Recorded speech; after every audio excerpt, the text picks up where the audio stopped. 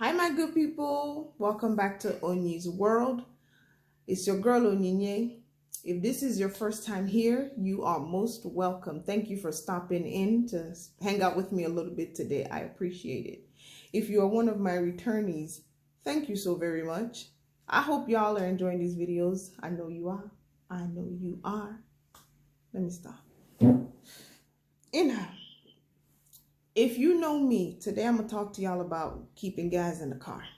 If you know me, you know that I refuse for my gas tank to get below half tank. And there's good reason behind that. And I'll tell y'all just in a little bit here. But today I went out. I got in the car. And my gas tank was, right below it hit the half mark. So I said, let me go to the what did you call that thing? The gas station and fill this car up. And I got to the gas station and I looked at those numbers and they are steadily creeping up. Who they think? No, you don't give people a stimulus and then stimulate gas prices so that the entire stimulus goes towards the gas prices. Like, why? Who do that? Do not do that. That's not very nice. All right. Back to my story. The reason why I keep a half a tank of gas in my car is because when I was younger, and yes, a lot of these stories stem back to when I was younger. I had a fantastic youth, you guys. I lived free. I did things, y'all. But I was also traumatized.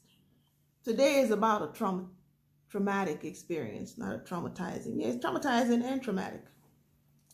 When I was younger, my father decided to go do some chores, but he didn't just want to leave us at home because it was a Saturday, 5 young kids, they need something to do. It wasn't all 5 of us. I think it was me. No, it was all 5 of us. I remember this. It was all, I am one of 5. Anyhow, so he piled us all up in the car and he drove us to one of our family friend who just also happened to be a church member's house for us to hang out that day. And then, they agreed that when we were done hanging out at his house, we were to be driven back home by this family friend. No problem. So when we got to his house, we hung out, we watched the 10 Commandments. The old one was Cecil B. DeMille. I think that's the guy's name. I think he's dead. Lord rest him if he is. If he's not, I'm not wishing him dead. Well, we watched the 10 Commandments at his house, and then, it was time to go home. It was like 6:37 p.m. And around this time in Nigeria, it's starting to get dark. So it was late evening. We all piled in his car. He had a 504. If you remember what a 504 was, comment below. Yeah, buddy. That's when cars were cars. You run up on one of those. Anyway.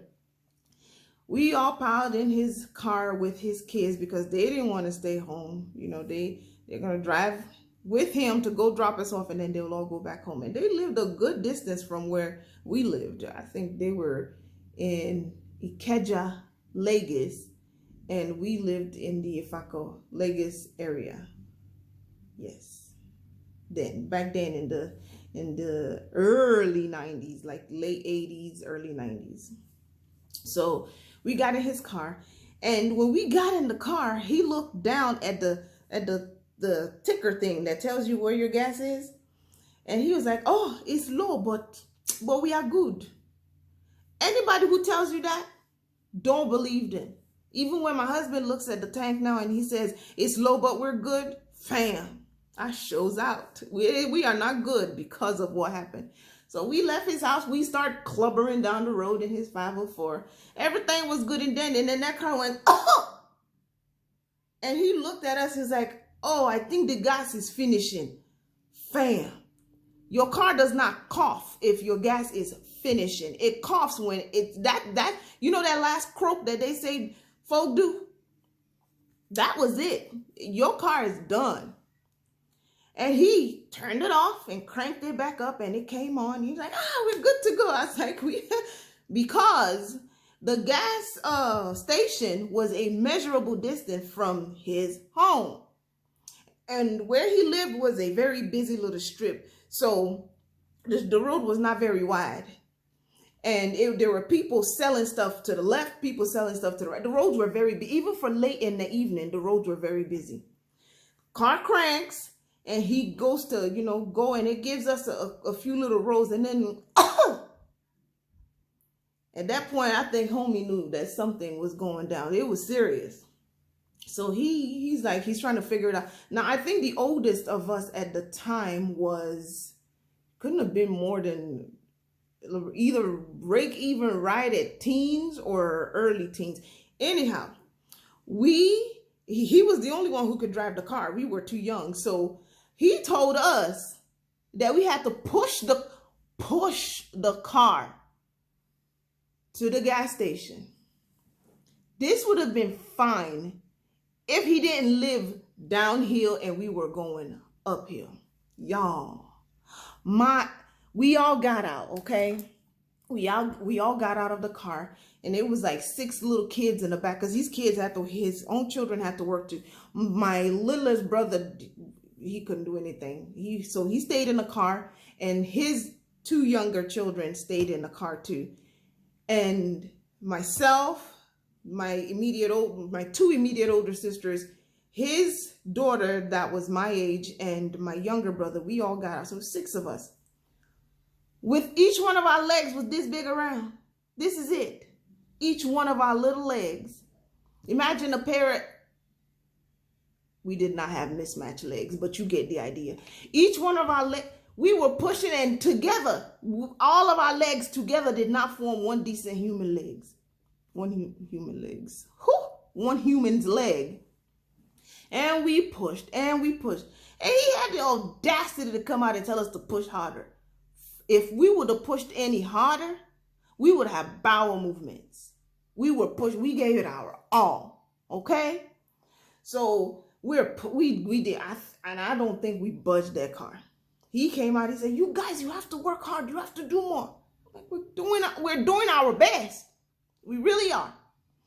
So he starts looking frustrated. At this point, it's so much commotion that we have attracted attention of everyone in the street. Now, everybody in the street does not look like, they're not very nice looking people. Like I said, people are selling to the left, selling to the right. And because the road is narrow, if you are sitting there clogging the road, you are a nuisance, and you are creating a huge distraction. You are blocking people's access to their business. So you need to go. This was a big problem. So before you know it, 3 or 4 big old men came out of nowhere, and they just, whoop. First of all, I was like, they're going to snatch me up. Don't forget, my little legs are this big around. My sister's was, what, maybe this big? You see how generous I am? Yeah, but her legs were tiny. So we moved out of the way. And we were, like, oh, yes, they've come to save the day. Let's get back in the car. The way they yelled at us, "Don't get in the car. You're going to add weight to the car." I'm like, ah. Ever since that day, you guys, I have never, it so traumatized me, because this process, right, what you all are hearing now is a very brief narrative of what took upwards of an hour to accomplish.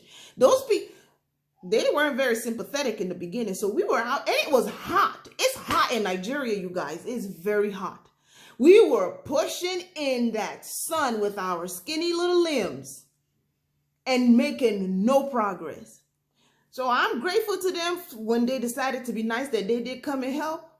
But it got burned into my mind that under no circumstance do I ever let my car get to the point where I need gas and I'm on the road and I am a good distance from the gas station. So every time I look down at that little ticker, what's that gas ticker called? Anybody know what it's called? I know it's not the odometer. It's not the speedometer. The gasometer. Anytime that little gasometer gets below half, I start looking for a gas station. I have to fill back up because, and I know I cannot be alone on this. My people talk to me. Who out there makes sure that their gas tank does not ever get below half? Because the trauma of having to push a car. Plus, I have kids. No, I can't have them live through that. No. I want to hear from y'all.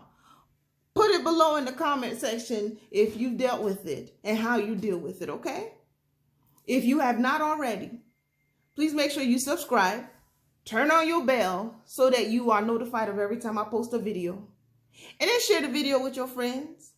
I'd appreciate a like too. Don't forget, I am trying to build a community here. Come along with me. Until the next time, my good people, be blessed.